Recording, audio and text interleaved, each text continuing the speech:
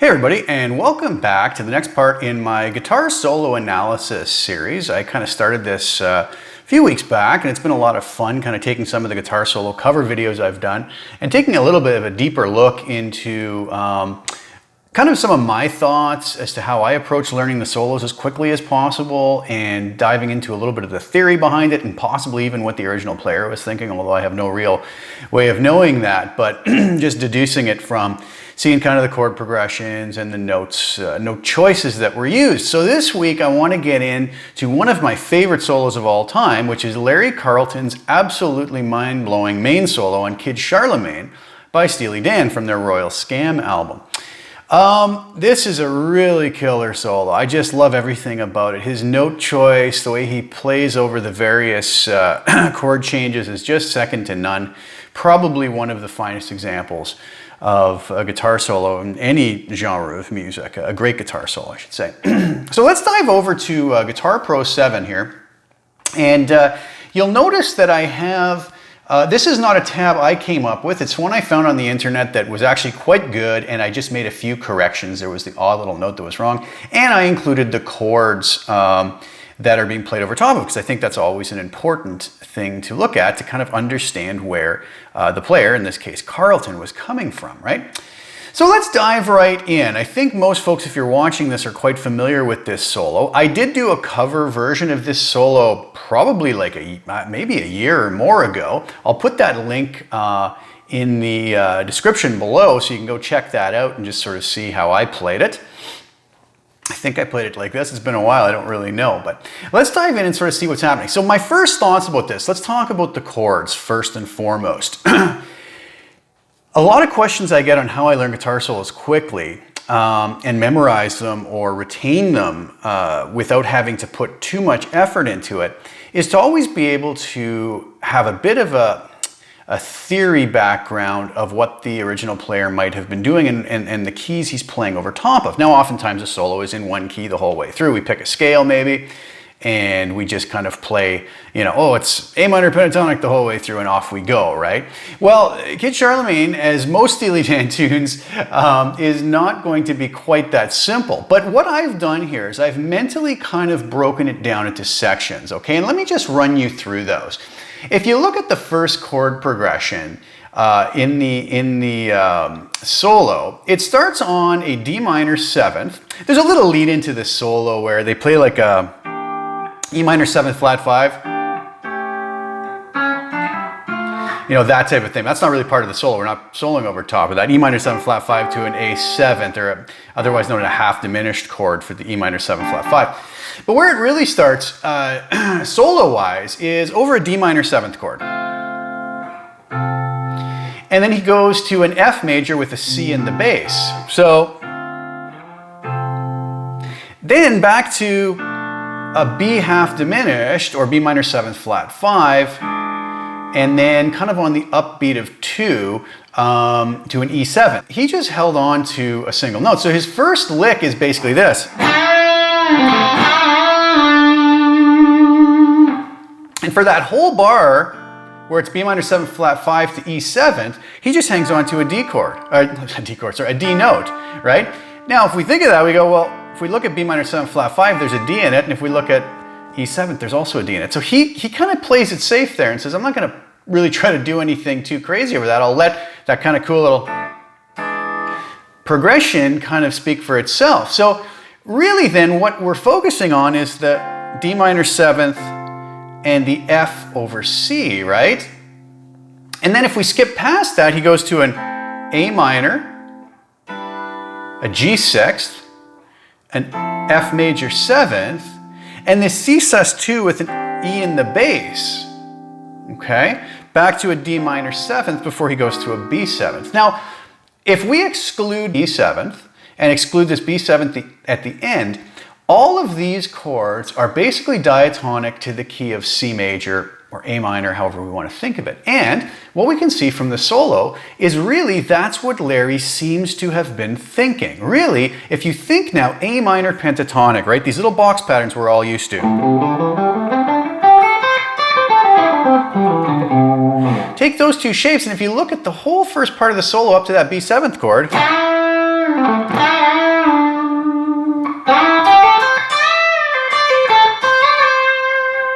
right to there, it's really just A minor pentatonic box shapes. So again,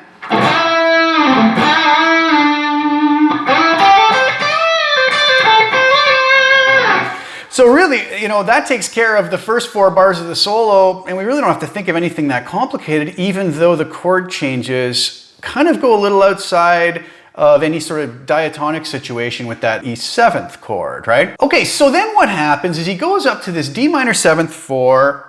If you notice, this is kind of interesting because it changes to 2/4 time, right? So D minor 7th, B 7th, 1 beat each, right? What do we have? Right? Not there very long, almost more of like passing chords. The D minor 7th is fine because that is just diatonic to our key again, but the B7th starts to get outside of it. As we see, we have this E flat note here, as well as an F sharp, which kind of leads us into what happens next, which for the next part of the solo, E minor 7th, D 6th, C major 7th, back to E minor 7th, back to D 6th. It says with an E in the bass, A minor. Okay, so there again now is where it's going to change. So from bar 53 here up to bar 56, these chords are now diatonic to the key of E minor. And we can, once we dive into this and explore, we're going to see how he does touch on those scales. But let's come back to this B7th. How does Carlton handle that? Well, for the D minor 7th leading into it, he plays this little lick. Now, if we examine those notes, again, E, F, A, C, and D. There's a little D minor triad here with a C, which is, again, just diatonic to the key of C major.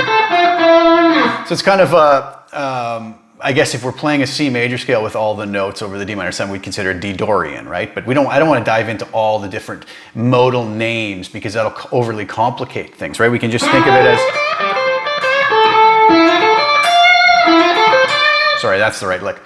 But then for the B7th, knowing that the B7th has this E flat note in it and this F sharp note in it, which are both completely non-diatonic to what we've been playing up until now, Carlton does a really interesting thing. He goes and plays both of those notes.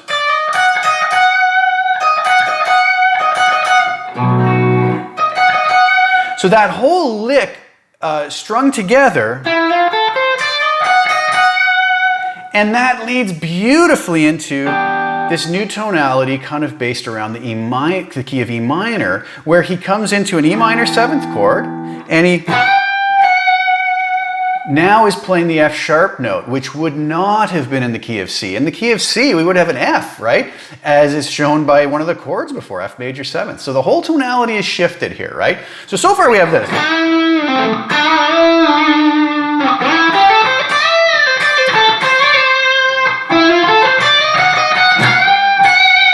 Yeah, a little sloppy at the end, sorry. So we go now into the E minor section, right? And like we said, E minor, D 6th, right? C major 7th, back to E minor 7th, back to D 6 with an E in the bass. I'm not playing the E in the bass. All of these now we can solo simply over top of with the E minor scale, okay? And that's exactly what he does, but he does it in a very clever way, and here's why. One word I want to bring out about these 6th chords we see a lot, okay? What is a 6th chord? A lot of people get very intimidated when they see these extensions. Well, really, it's just a major triad with a 6th interval from a scale. So if we're talking about the D major, or D 6th from the D major scale. So if we play the D major scale, it's the D major triad, so D, F sharp, and A.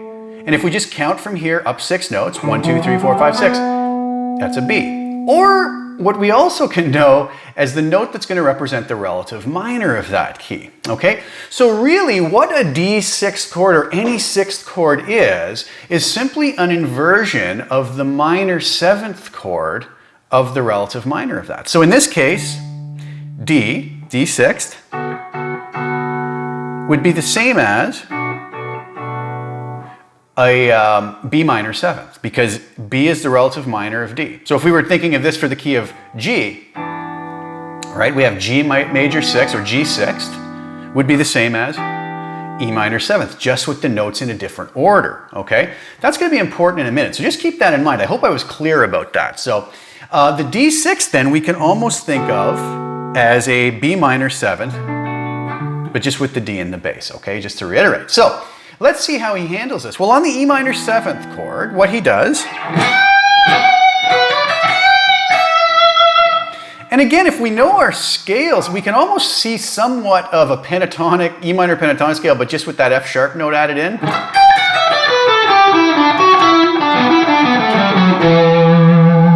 Which really then we could extend into the full-blown E minor scale. Right? So again, okay, now going to the D6, it's really neat how he handles it. He stays within that same pattern, boxy kind of pattern, which we can see still lies in this sort of E minor pentatonic E minor scale.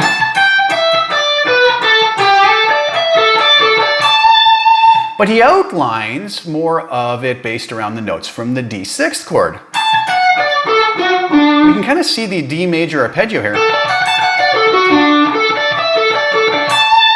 Right? Really using chord tones. He starts on the A, which is in the D6th chord, plays a D, goes up to an E, which isn't, right? But that's just like adding the 9th to the chord. And then he ends on a chord tone again. So it really does stick around it. Now, C major 7th, right? Now we were kind of in the key of C major A minor before, but now he's using C major 7th, which happens to be the 4 chord of the G major, which is a relative major to the E minor. So it is diatonic to the E minor as well. How does he handle this? Well, he plays these notes. Fine. Again, right from our E minor scale, right? In fact, from our E minor pentatonic.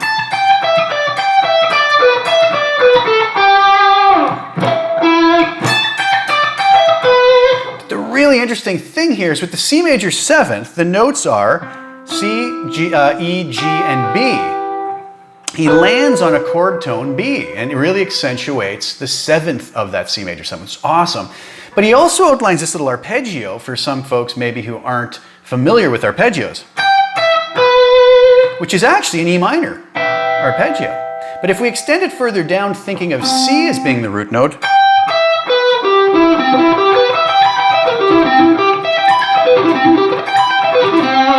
it's actually a C major 7th arpeggio, a tiny one, and because the harmony behind it is C major 7th, that's what it's going to come across as. Okay, so far, in this whole new tonality of E minor, we have this.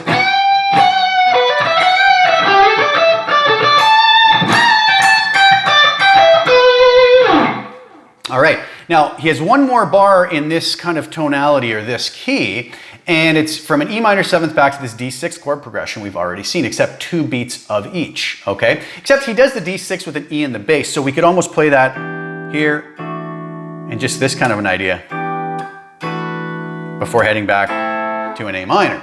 And the lick he does here for the E minor 7th, again, if we really examine what it is, it's very typical. It's right from E minor pentatonic, really.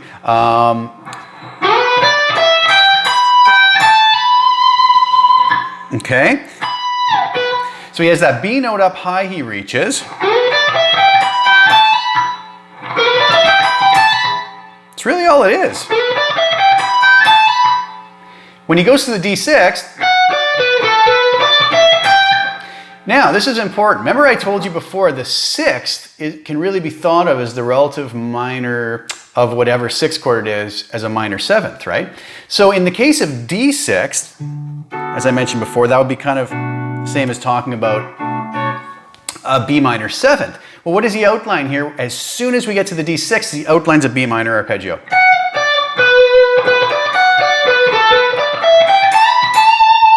Which isn't from the E minor pentatonic anymore, but from the full-blown E minor scale, right? So that whole phrase there, and that last note is heading back into our A minor tonality. Kind of neat stuff, right? So that whole E minor section then so far is...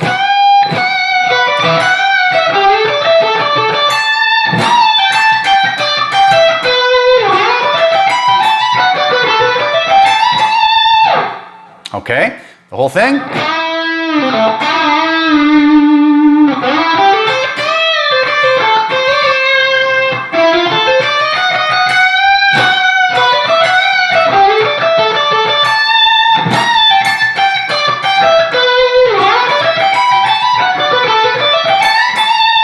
All right.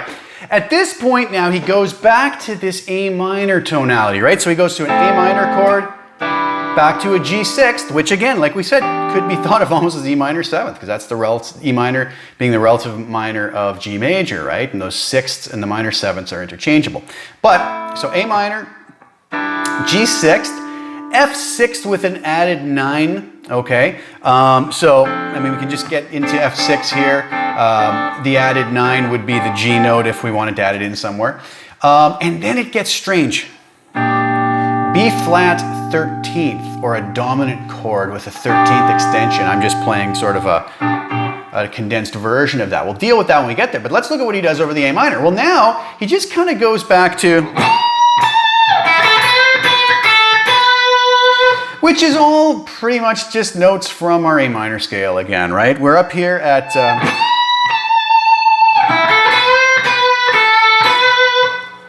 it kind of just bends up to a C, A and B, right?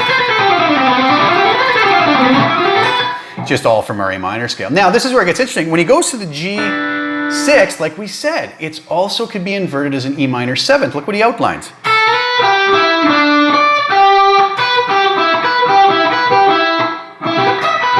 Anybody who knows that, that's a little E minor shape, right? So it's going to work over the G6 because it's a little inversion, again, of the E minor 7th. The G6 and the E minor 7th are almost interchangeable, right? It's really going to have to do with what the bass guitar is playing, or the bass note that's implied is going to really give us what we want. If we play this little E minor triad with an E in the bass, it's going to have a very E minor tonality. If we play it with a G in the bass, it's going to have a different sound to it, and it's going to kind of imply the 6th chord, right? Because we have that E in it. So really interesting what he does there.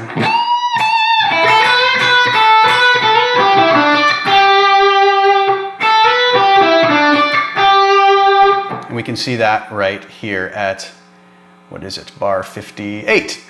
So we can kind of see what he was thinking again. Now he leads into this next part over the F6th, kind of doing a pivot type style there.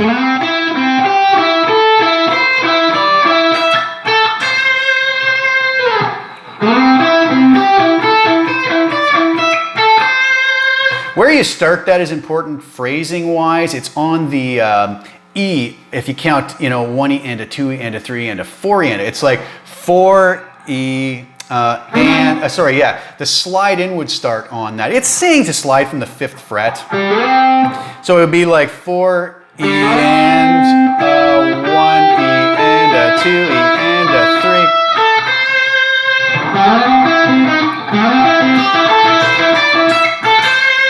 Okay, and what's the outlining there? Well, there's like a C major triad there.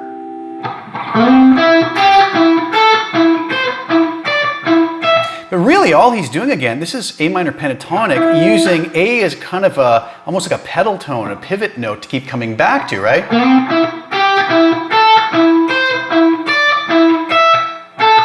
But if you look at all the other notes, they're just from A minor pentatonic. Right, so.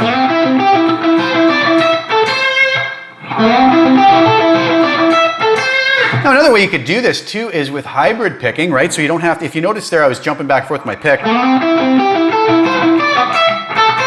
you could also go, I don't know if you noticed that with this hand using my middle finger. I don't know how Carlton played it, don't really care. Whatever works fine for you is good. Now it gets strange, right? They go to this B flat 13th chord. All right, so really that's a chord that's going to be diatonic to the key of E flat, right? That's going to be the 5 chord of the key of E flat. So we could really play.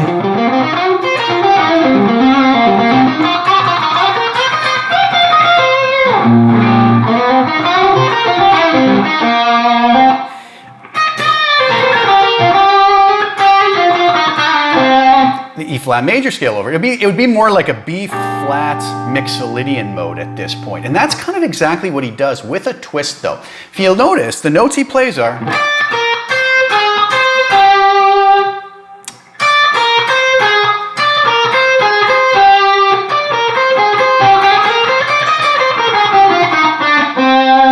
And that's C minor scale, E flat major, however you want to think of it.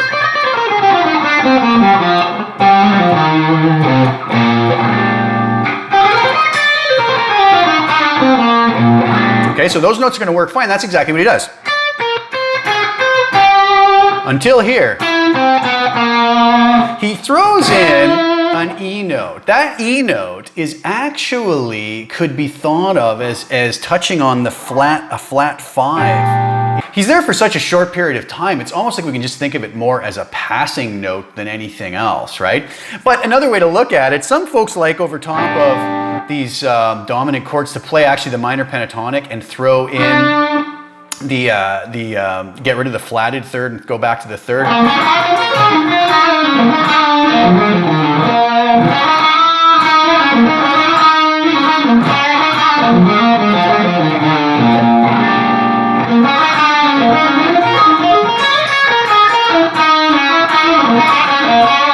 In that case, that E note is kind of like from the blues scale of the B flat. So I mean that's a little bit more outside. I don't know if I would really think of it like that, but so he's really touching on a flatted 5 note and then a little chromatic, right, C B, which shouldn't be a note that works, but because he's just using it as a passing note, it's fine. So that whole phrase is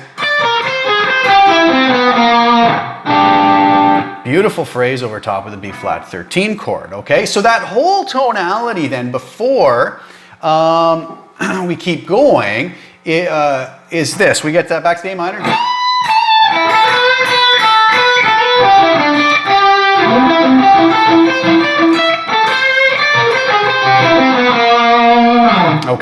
Okay, so now we're going back into a progression where it's just going to be, again, diatonic to the key of C, or A minor in this case, right? F, G, A minor, G sixth, D minor with these kind of quick little G sixth to F sixth, E minor 7th, before heading back to C7 sharp 9. Okay, so on the F chord, what he does, still in the tonality of kind of A minor, he just kind of goes back to a lick that looks very A minor pentatonic based, right? With one little sort of passing note off a G sharp, which is outside of the scale.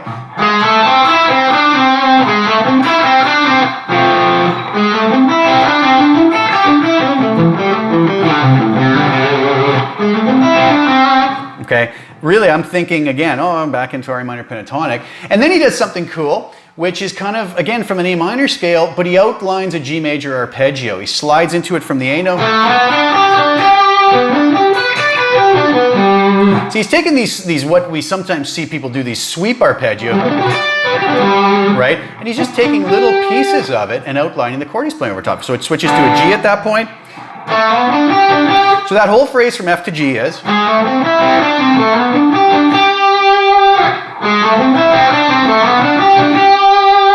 Back to an A minor chord. Actually goes from an A minor to a G sixth, right? Again, just kind of A minor pentatonic stuff again. Or at least we can think of it that way to keep our theory kind of in line and in order, right? Goes to a D minor 7th with a really quick G6 to F6. And again, just sticking to the kind of A minor pentatonic style patterns, but playing around the chord tones of the chords that he's playing over top of, right? So because of D minor 7th, he goes, then to an F6th, then to the F6th, kind of the same phrase, right? Just sticking to those same patterns again. So,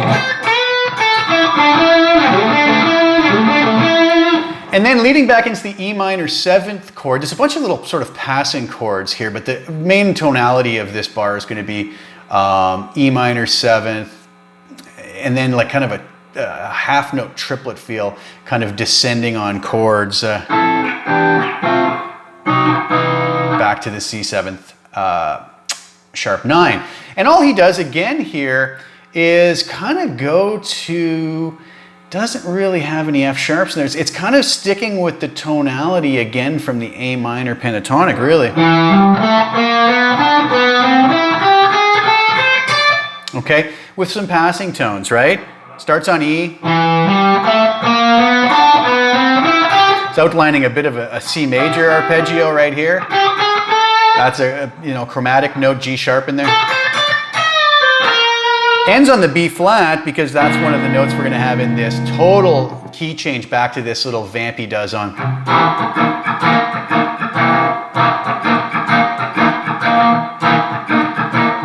Okay, and that whole rest of this little out part of the solo for a few bars, I believe, just sticks on that C7 sharp 9. Should have listened more carefully to the end there. But anyway, so that whole phrase is this.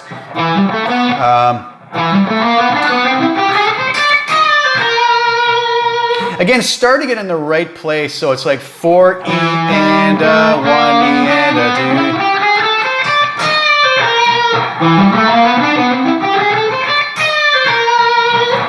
2. Okay, and that basically leads into, like I said, this little vamp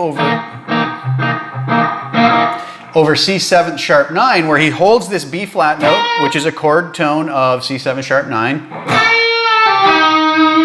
goes to the E flat, which is the sharp 9, right? Accentuates that. And he does this little tap, right? A full step bend from D to E, which works too because we're still, even though we have an E flat as the sharp 9 in the C7 sharp 9, we also have a major third C, which is E, right? So this works.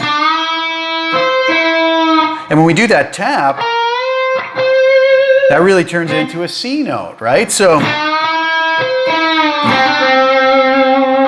that all works really well over there. So that's...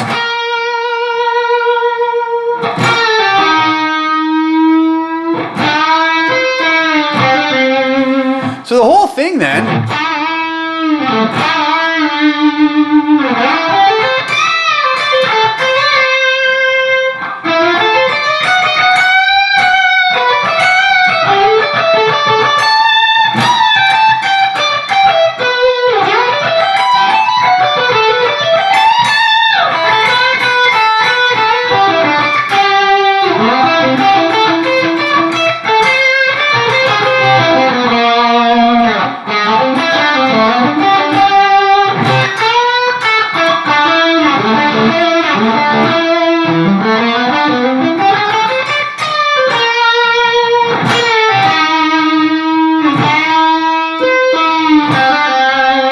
I think I missed some of the little phrases in there. That's the idea anyways. A little easier when you're playing over the backing track. Actually, that's another good word behind that. One of the best backing tracks available for this, and it's the one that I believe I used when I did my solo, is from my good friends over at bobbiesbackingtracks.com. They make some spectacular backing tracks, all real musicians, and really fabulous stuff. So his is absolutely killer for this. So what do you guys think of that? I hope that was of some help and slightly enjoyable to watch me kind of break it down. Like I said, there's probably different ways to think of this, and there's probably a lot of folks who would think of it differently while they're playing it and learning it, and that's fine. I mean, a lot of this music theory stuff, like I said, there's so many ways to talk about the same thing. For instance, the 6th chord versus comparing it to a minor 7th, right? And the more ways we can kind of understand those things, the easier it is for us to sort things out as we're playing through them. But very interesting to see the way that Larry Carlton dealt with this solo, and really quite amazing how simple it is when you dive into it. It doesn't have to be as complicated or as intimidating as it first comes off. If we know some basic minor pentatonic patterns and some minor scales, that really is probably 90% of this solo. So between like A minor and E minor, right? Not that that's always the tonality. Those chords are going to change that tonality, but just for our thinking as far as the shapes go. And then we can sort of see what Larry targeted as far as chord tones, if that makes sense, okay? So I hope you guys enjoyed that. I'll put a link to my solo performance of it in the description below, and you guys can check that out. And I'll be back again with another solo analysis sometimes in the near future. I don't know which one I'll do yet, but I'll think of something interesting, hopefully interesting and fun for myself anyways. So thank you guys again so much for tuning in. I really appreciate it. Please like the video, share it if you don't mind, subscribe to the channel if you haven't already. I really appreciate all the support as usual. And thanks for tuning in, and we'll talk later. Ciao for now.